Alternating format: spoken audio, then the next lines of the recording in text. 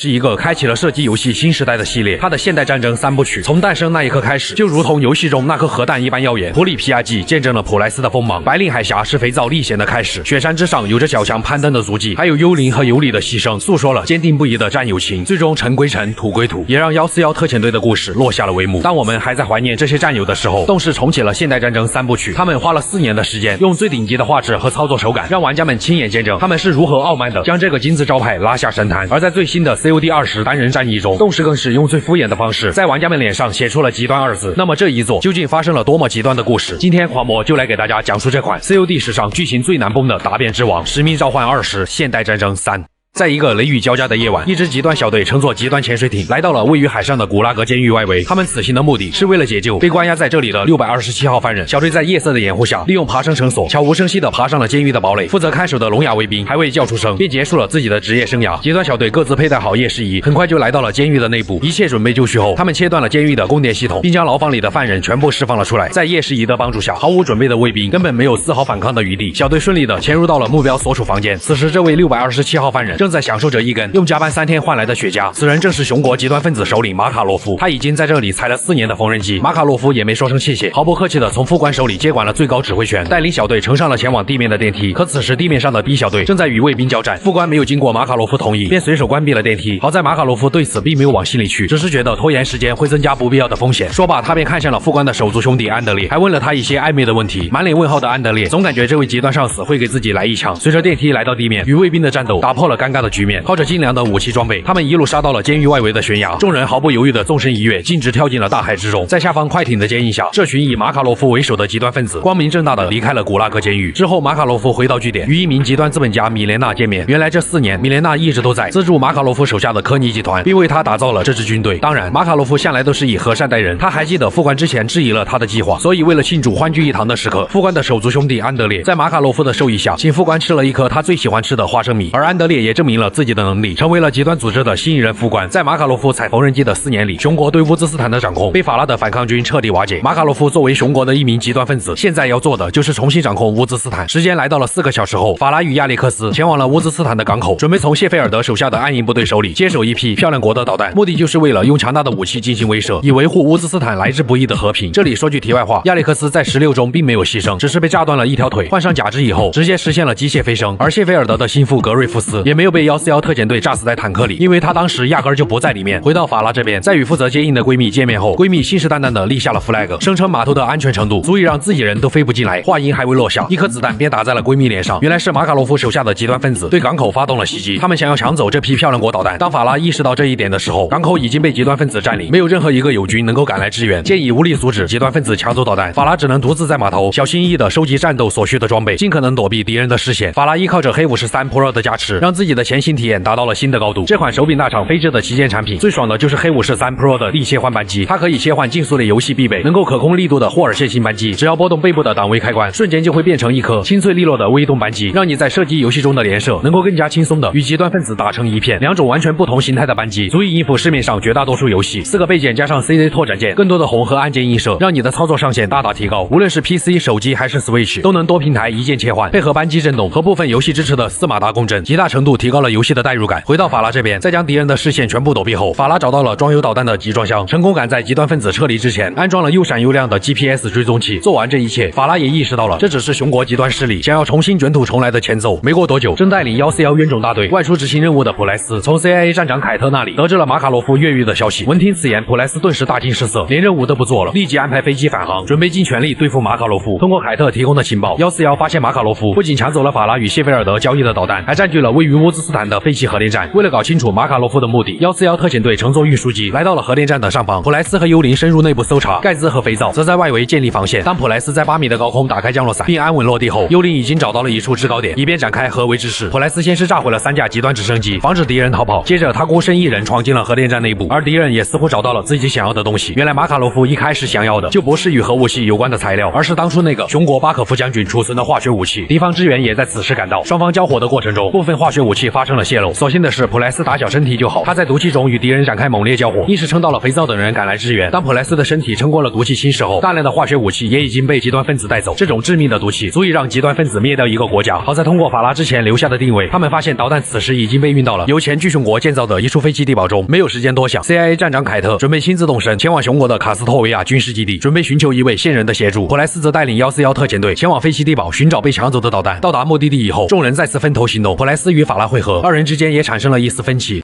当初谢菲尔德曾试图让格瑞夫斯杀死幽灵和肥皂，在普莱斯的眼里，这群人的字幕可是说红就红。法拉与谢菲尔德合作实在太过冒险，但法拉为了守护自己的国家，也不得不与谢菲尔德交易。二人都有着各自的秘密，他只能希望普莱斯能够像以前一样信任自己。一切准备就绪，普莱斯在侦察无人机提供的视野下，与法拉悄无声息地潜入到了飞机地堡的地下掩体之中。作战经验丰富的二人很快便安抚好了负责看守的极端分子，他们也终于知道了敌人的真正目的。原来马卡罗夫找了一位老电焊工，将装有化学武器的弹头焊在了法拉从谢菲尔德手里购买的漂亮国导弹上。导弹一旦发射，那么熊国势必会将乌兹斯坦和漂亮国都视为极端组织。然而此时已经来不及中断导弹发射，唯一的办法就是强行关闭发射井，让导弹在地下掩体自爆。由于时间紧迫，普莱斯只能与敌人贴脸展开交火，强行杀进了控制室，成功赶在导弹发射之前关闭了发射井盖。本以为能够解除危机，但肥皂、幽灵和盖茨却没能冲进另外2处控制室，导致另外2枚导弹缓缓升空，并飞向了熊国的卡斯托维亚军事基地。那里正是凯特与线人见面的地方。时间回到3个小时前，凯特为了与线人见面，去找到了老友尼古莱，也只有他的直升机驾驶技巧才能做到来去自如。为了躲避雷达，尼古莱一路贴地飞行，顺利的将伪装成熊军士兵的凯特送到了军事基地附近。就这样，漂亮国的 CIA 站长偷偷的混进了熊国的军事基地。凯特利用自己天衣无缝的身份，从一位熊国少校身上借到了一张出入卡，成功进入到了设施内部，并见到了线人。而这位神秘的线人正是尤里。尤里也没有废话，直接将有关化学武器的研究资料交给了凯特。尤里虽然是熊国政府的人，但他觉得马卡洛夫所掌控的极端势力确实有点太过极端，所以他们将之视为来自内部的威胁。敌人的敌人就是朋友，所以他才会尽全力帮助凯特。与此同时，普莱斯也告知了凯特导弹升空的消息，可话音还未落下，2枚导弹就已经抵达。毕竟孤男寡女共处一室，影响不好。尤里当即先一步离开，凯特则不断向着高处逃去，一路上都是在毒气笼罩下绝望的士兵。关键时刻，尼古莱驾驶直升机前来接应，凯特这才侥幸捡回一命。而下方的毒气也将这里彻底淹没。由于马卡洛夫的骚招，事情过后，熊国将乌兹斯坦定性为了极端组织。但此时顺利通过熊国机场安检的马卡洛夫，却在酝酿着一场空中浩劫。他还想为这场计划再添一把火。随着飞机缓缓起飞，一名叫萨马拉的女乘客正在翻看亲人的照片，在她一旁的旅行者却对着她露出了极端的笑容，并随口说出了萨马拉的真实身份。原来萨马拉曾是乌兹斯坦反抗军的一员，而这名旅行者正是在收到不要说熊语后，用3D 打印组装了一把手枪的极端分子。其余的极端分子也很快控制住了乘客，萨马拉则被带到了马卡洛夫面前。善解人意的马卡洛夫亲自为他穿上了一身定制的炸弹衣，随后他便与手下打开舱门扬长而去。而正在进行死亡倒计时的手机则被他们扔进了客舱之中。可就算萨马拉再尽可能缓解与乘客的冲突，也还是为时已晚。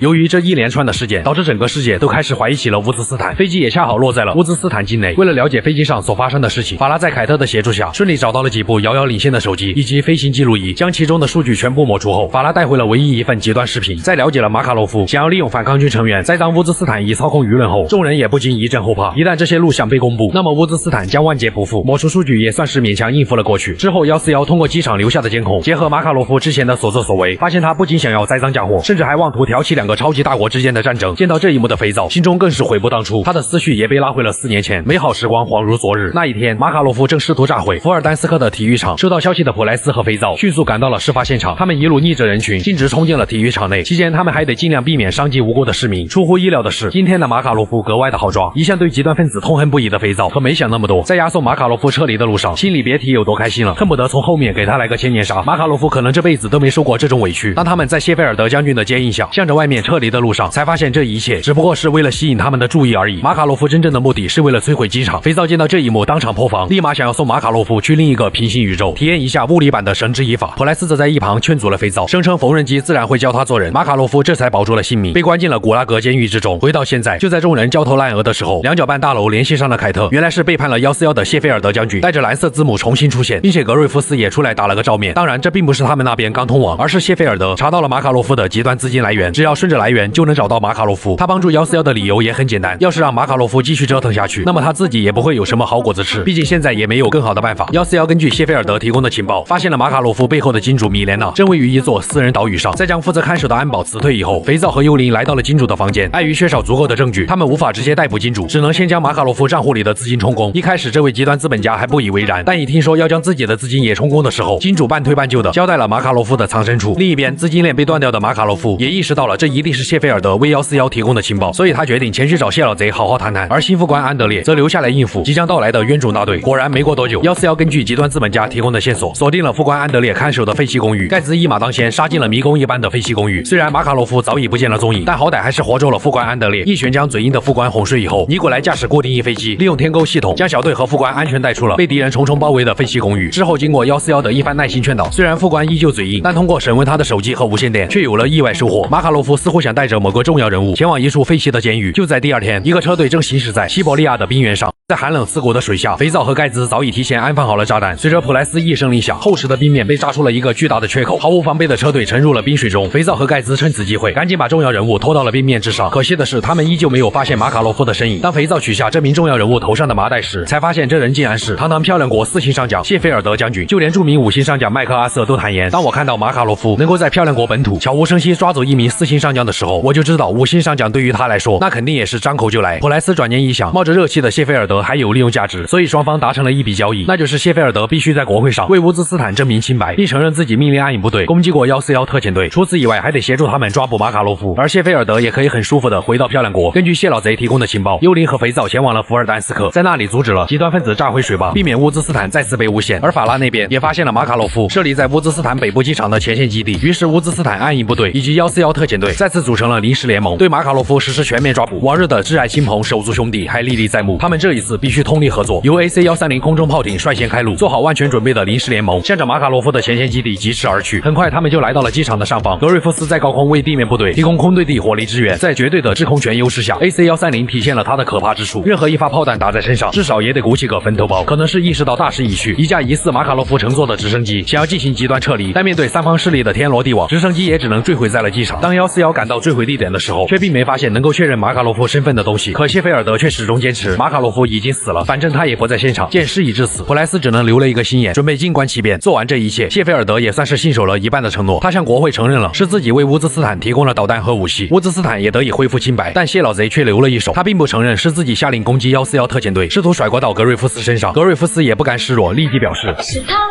是他，是他。就是他。面对二人互相捅刀子的名场面，141特遣队也看不下去了。毕竟马卡洛夫还未落网，普莱斯决定主动出击。根据凯特提供的情报，马卡洛夫手下的极端分子将要前往伦敦与一名极端黑客见面。为了搞清楚马卡洛夫的下一步行动，幽灵通过伦敦街头的监控，很快便锁定了这名极端黑客。盖兹和肥皂则凭借无人不知、无人不晓的前行技巧，一路跟踪极端黑客，轻松便得知了他们的接头地点。顺着接头地点，普莱斯带领英国特种部队突袭了极端分子的地下据点，并通过他们与黑客交易的极端 U 盘，发现了其真正的目的是为了用木马程序控制并摧毁足有50公里长的地下列车通道。而马卡洛夫也并没有死，他早已提前坐上地铁。事不宜迟，141特遣队立即向着地铁隧道进发。或许是当初的心慈手软，普莱斯突然向肥皂保证，这一次他绝对不会手下留情。一路上都是大量的重型极端分子，还有时不时呼啸而过的列车，小队可谓是步履维艰。不仅如此，敌人已经在这里安放好了炸弹，肥皂只能把后背交给了普莱斯，以全力拆除炸弹。好在普莱斯经验丰富，以肥皂作为掩体，抵挡了极端分子一波又一波的攻势。可就在炸弹即将被拆除的前一刻，马卡洛夫从一旁杀了出来，猝不及防之下，二人瞬间身负重伤。就在千钧一发的时刻，肥皂豁出性命一刀刺中马卡洛夫，但马卡洛夫却反手一枪将肥皂爆头，肥皂死了，肥皂又死了。不仅如此，一辆疾驰而过的列车还帮助马卡洛夫全身而退。来不及观看死不瞑目的肥皂，普莱斯只能与赶来支援的盖兹先行拆除炸弹。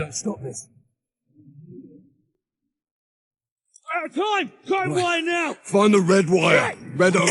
最后他们还是成功解除了危机。普莱斯看了看肥皂的尸体，可能是有过一次经验，他只是默默地向总部汇报了仅有一人阵亡的好消息，而约翰、肥皂、麦克塔维什的名字则永远留在了阵亡名单之上。事情过后，普莱斯、盖兹、幽灵三人来到了肥皂最喜欢跳的悬崖，将肥皂的骨灰全部倒了出来，挫骨扬灰了，属于是。故事的最后，4星上将谢菲尔德将军重新回到了世界上最安全的两角半大楼，可他还没来得及高兴，普莱斯却早已在 CIA 站长凯特的协助下来到了他的办公室，并直接一枪带走了这位4星上将。当著名5星上将麦克阿瑟得知这个消息的时候，他就知道一切都来不及了。于是直呼玩不起的麦克阿瑟连夜从这个世界上最安全的建筑里卷铺盖走人了。狂魔也是非常期待，看看动视会在接下来的现代战争4里如何塑造一段充满史诗感的喜剧大片。我是修片狂魔，咱们下期再见。